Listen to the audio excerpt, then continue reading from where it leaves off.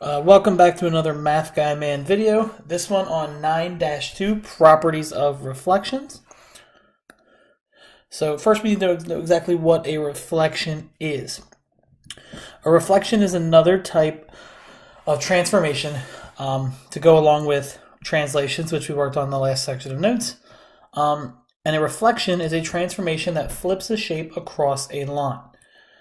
This line is known as either the axis of symmetry or, in simpler terms, the line of reflection. So we are taking a shape, whatever that shape may be. The shape in this picture is a triangle, and we're flipping it across a line.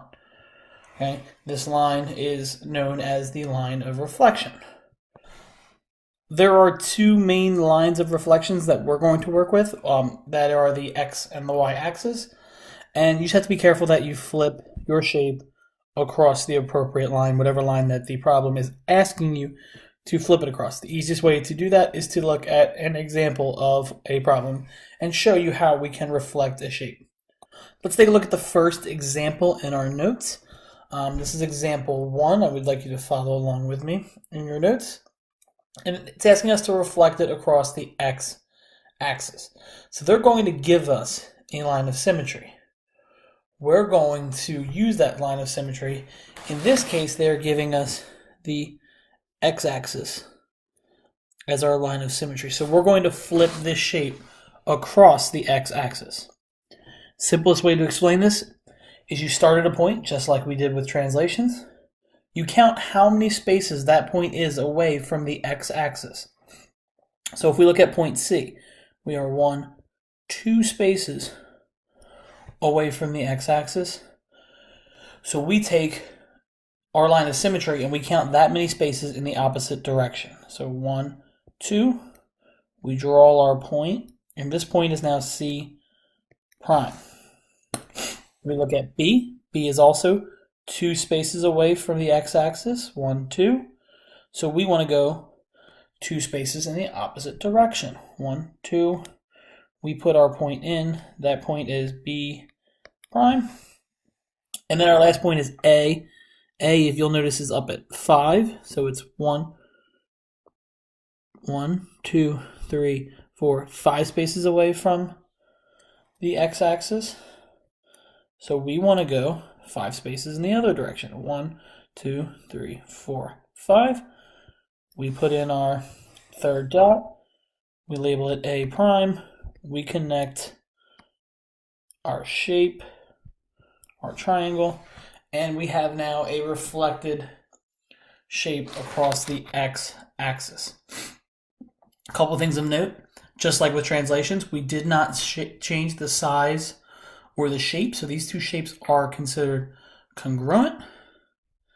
We did change the orientation. We took something that was facing one direction and we changed the direction of the shape. So we would say that we changed the orientation of the shape. And then we have an algebraic representation for flipping it across the x-axis. Okay, that is x comma negative y. And that is because in order to change from one shape to the other, our x doesn't change, so the c is at x is 2, the c is also at x is 2. But we flip it across from one end down to the other, so this was at positive 5y, this is now at negative 5y. So this formula always works, or this algebraic representation always works for changes across the x-axis. We always plug in our new point, x comma negative y.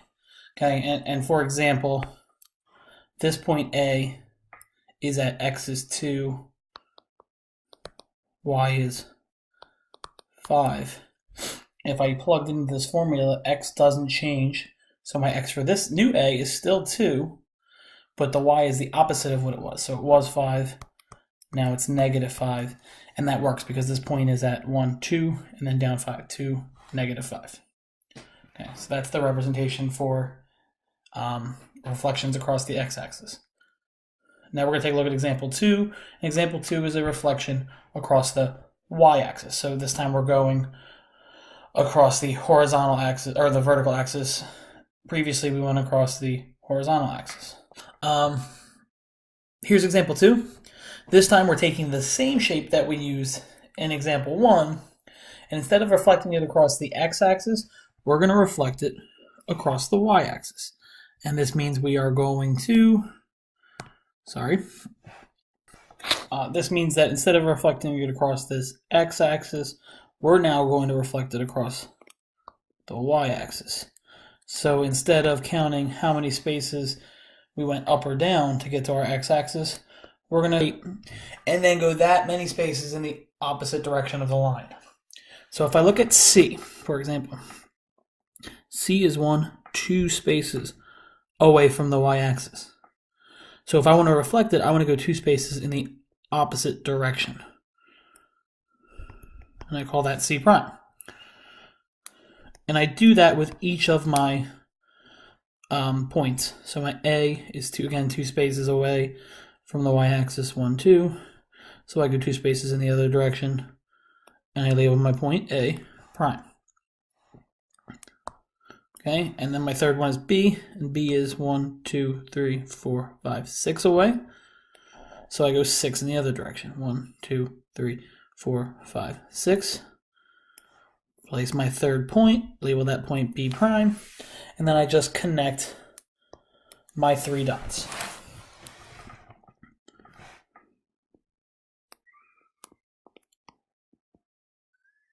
And it's really hard to draw on here, so my lines are not very straight, but they're good enough for you to see that I have the same shape.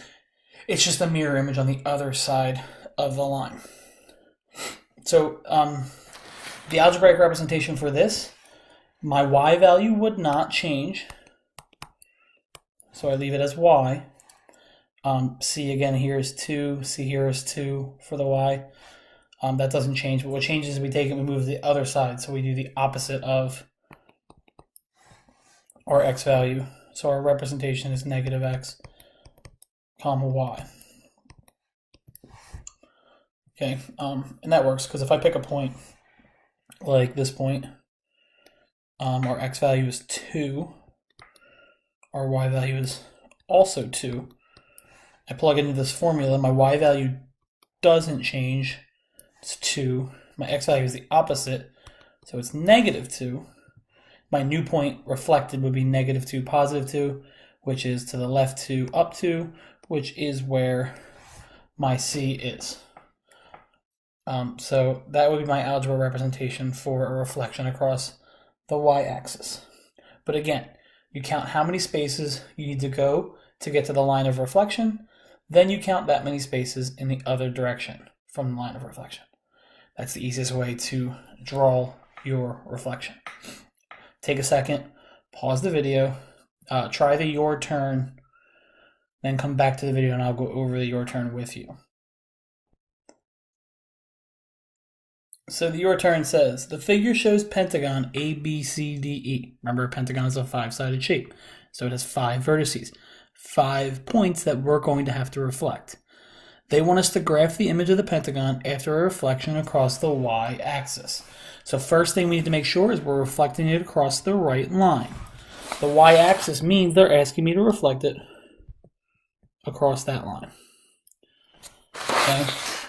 So I'm going to go to each point, each vertice, count how many spaces that vertice is from the y-axis, then count that many spaces in the opposite direction.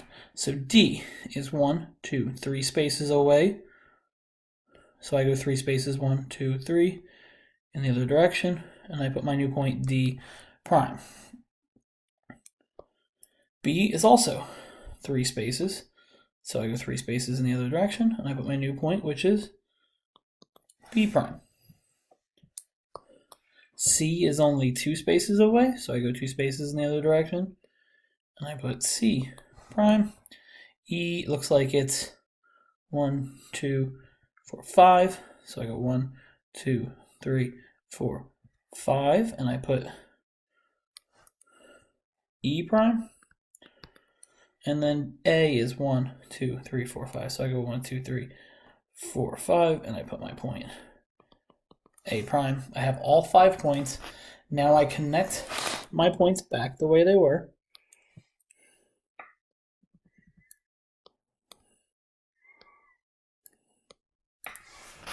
Okay, and I mean, my lines aren't perfect. It's hard to draw straight lines on here, but you can tell that the shape resembles the shape that we started with, which is a good thing, because when we perform transformations, we don't change the size or shape, we just change the position or sometimes the orientation. So these are the notes on 9-2 properties of reflections. Remember, to perform a reflection, you start by looking where your line of symmetry is, you count how many spaces you are away from that line of symmetry, and then you go that many spaces in the opposite direction. Okay, I hope this video helps. If you have any questions, please make sure you ask them, leave a comment, whatever you need to do.